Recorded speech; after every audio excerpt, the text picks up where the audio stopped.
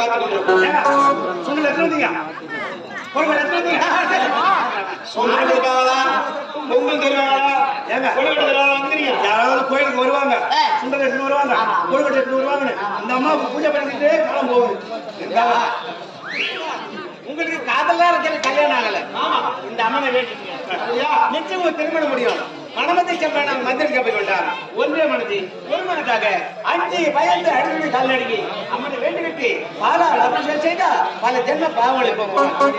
அபிஷேகம் செய்தார், திவ்ய தரிசனம் தருவார். கனியால் அபிஷேகம் செய்தார், எங்க அம்மா கண்மொழியை காட்சி கொடுப்பார். குங்குமத்திற்கு கோடி கோடியாக கொடுத்துருவார். அவர்களுக்கு மாங்கல்ய பாக்கி கொடுப்பார். அடிமேல் அடிமைக்கு அந்த அசம்பளத்துக்கு ஆதிபட்ட நிச்சயம் திருமண முடியுங்க.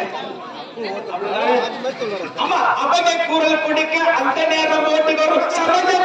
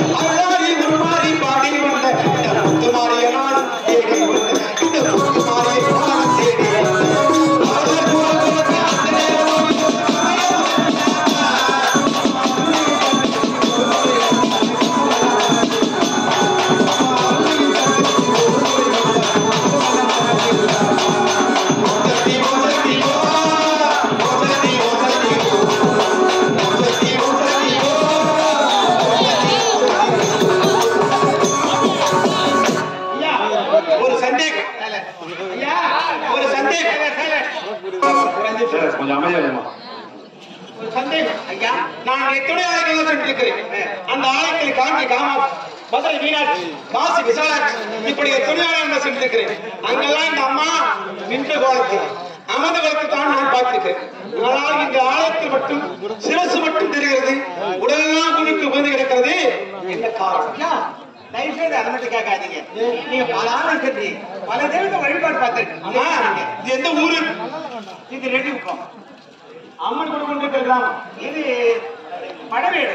ஓ, படைவேடு. இந்த அம்மனுக்கு பெயர்? ஐயா, இந்த அம்மனை பேர் ரேணுகம்பா. ஓ, படைவேடு ரேணுகம்பாள் அவருடைய ஆலயம். ஆமா, இந்த ரேணுகம்பாளுடைய வரலாற்று தெரிந்து கொள்ள ஆவலாக இருக்கு. ஐயா, இந்த அம்மன் யார் தெரியுமா? யார்? இந்த அம்மன் ஒரு நாட்டு இளவரசிங்க. நாட்டுக்கு இளவரசி. இந்த நாடு அதாவது இந்த அம்மன் பயணத்தை விதர்பபுரி நாடு, விதர்பபுரி நாடு ரைவதமனின் மகள். அப்படியா? இந்த அம்மன் பிறந்தது வெள்ளிக்கிழமை. வெள்ளிக்கிழமை. உருவானது வெள்ளிக்கிழமை. உருவான வெள்ளிக்கிழமை. இந்த அம்மனுக்கு திருமணம் முடிஞ்சது வெள்ளிக்கிழமை. வெள்ளிக்கிழமை. திருமண காட்சி இருக்குது. அதுல சொல்லிட்டே போறாங்க. அப்படியா? அப்படி எப்படி?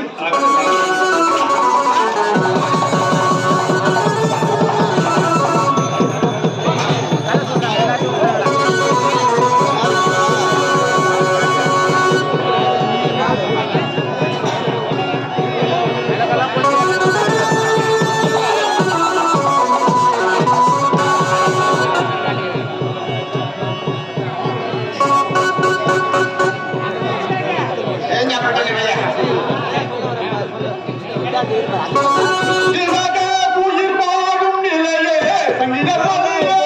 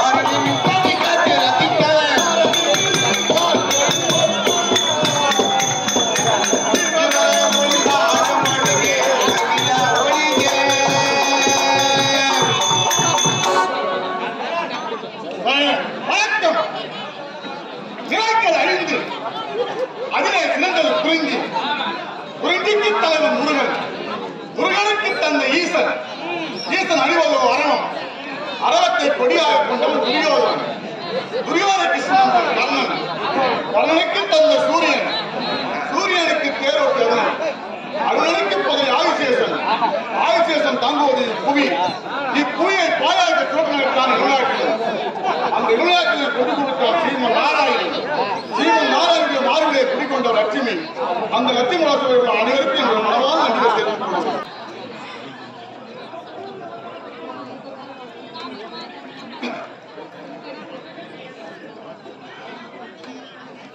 தென் பழனி மலையோரம் தெளித்தாய் இசைப்பாடும் செங்கோரின் கடலோரம் நீரோடு மயிலாடும் தென் பழனி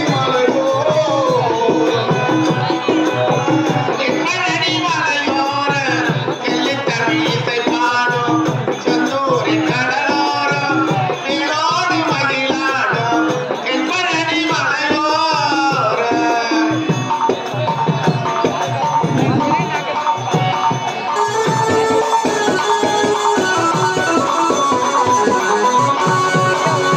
தென் பழனி மலையோரம் தெளித்தாய் இசைப்பாடும்